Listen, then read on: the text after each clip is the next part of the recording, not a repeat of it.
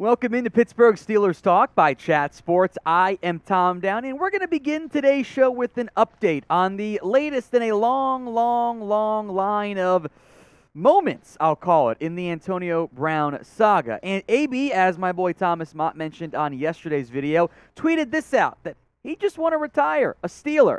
Now, in between Thomas filming that video and us getting it out and everything, well, actually, I should say, AB also put this tweet out. Not play, just retire, so we clear. Now, thankfully, we do not need the Antonio Brown tweet translator to explain this to us. It's pretty straightforward. Antonio Brown wants to retire as a member of the Steelers.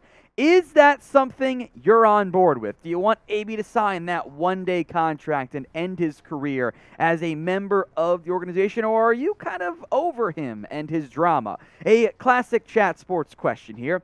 Type in AB for yes, you want Antonio Brown to retire as a Steeler, or type in FAB for no, you do not. On now to the players that matter more for the Steelers in 2022. Mitch Trubisky, is he the ideal starter for the organization this year? SB Nation pitched the argument that Trubisky is the quote-unquote ideal winner of the Steelers starting quarterback battle.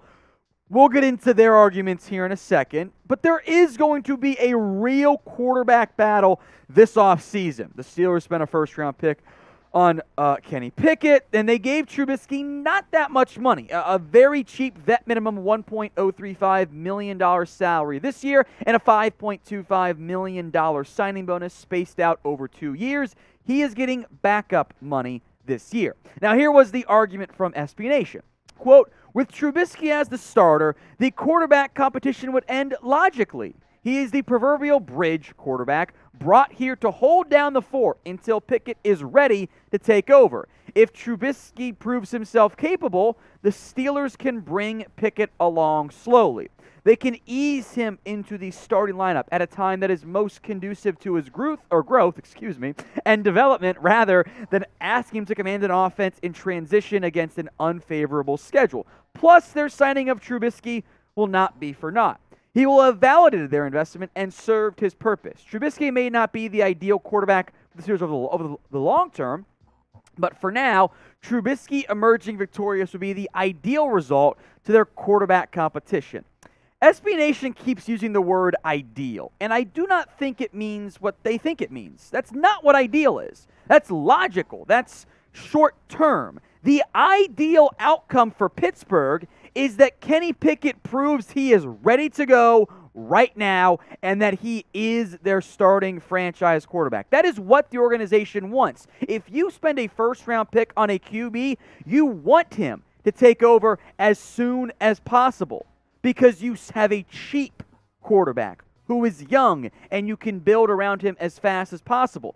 Pittsburgh didn't invest that much in Trubisky. The ideal outcome is that the first-round pick proves he should have been taken way before number 20 overall and proves it immediately.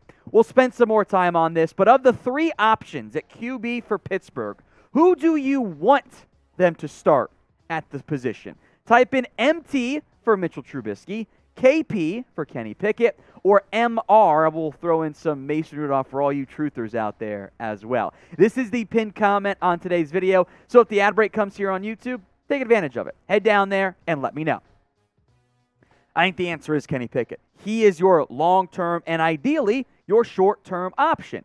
The benefits of having a young franchise QB on that very affordable rookie contract is massive. You, as Steelers have shown, you can have a successful franchise investing in a QB.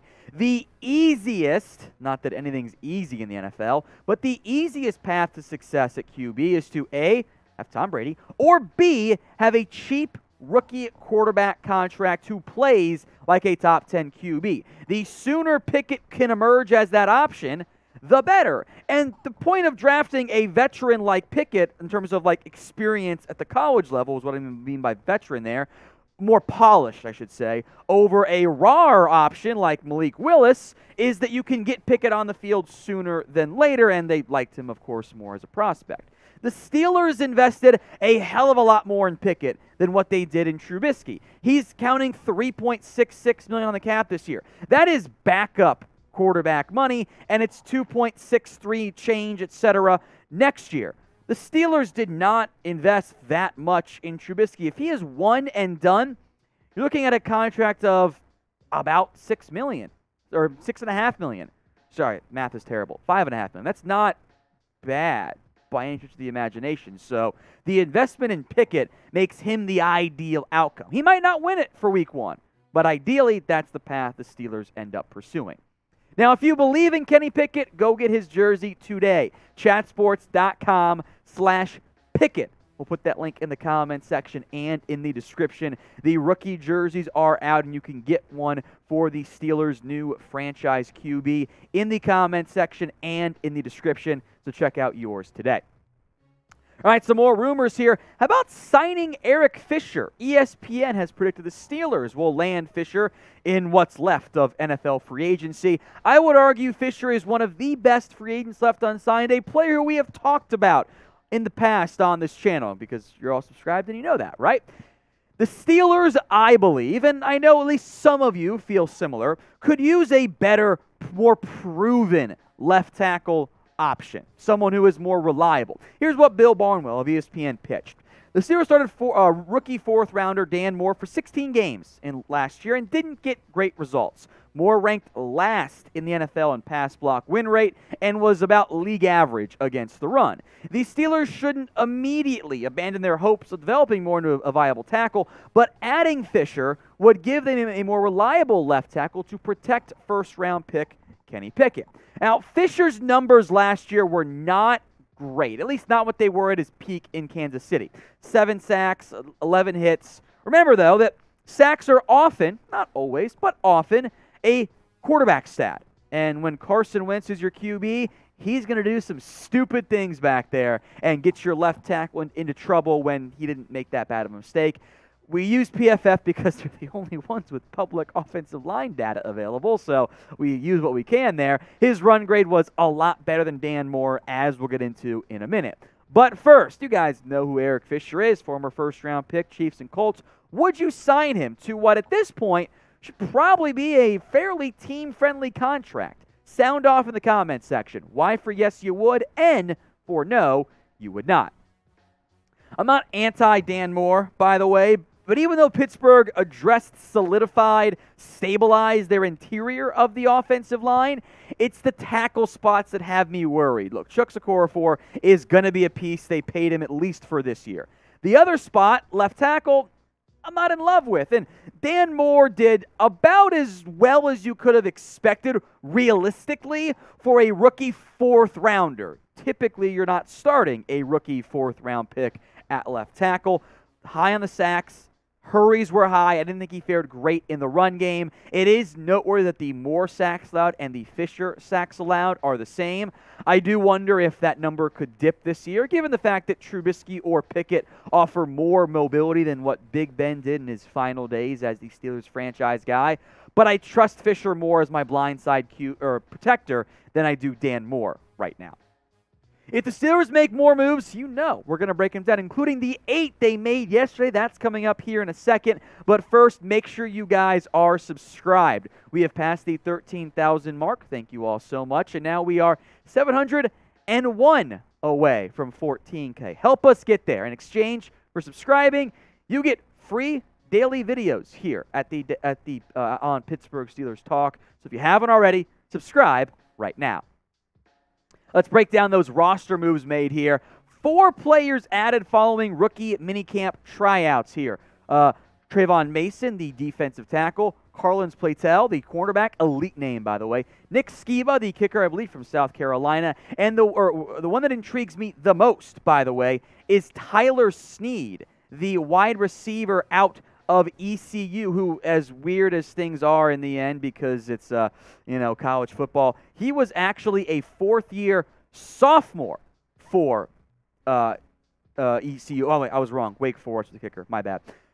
Snead is an undersized slot receiver with good production, not a dynamic athlete who also offers special teams value. I kind of liked him coming out of ECU. I could see him pushing for a practice squad spot in the end. Now, to make room for those 4 players, well, you got to cut 4 players. You add 1 kicker, you cut Sam Sloman from my alma mater, Miami of Ohio. He has not fared that great in the NFL. He's bounced around, unfortunately. Rigo Busty, who was producer Jeremy's boy, he has been cut as well. Not the same since his injury. Bryce Watts, who was an old a UMass pickup, who I actually liked a little bit there. He was waived injured, by the way, so there's some injury stuff for him. And then the probably most known name on this list is John Simon, who I thought was going to compete for one of those backup edge rusher roles with Pittsburgh. He has bounced around, turned into a journeyman player in the NFL. Patriots, I think the Texans as well. He's kind of played all over. Doesn't bring you much juice off the edge, but has been a decent run-stopping defensive end. He might get picked up by somebody now that he has been outright cut, since he is a vested veteran in the NFL.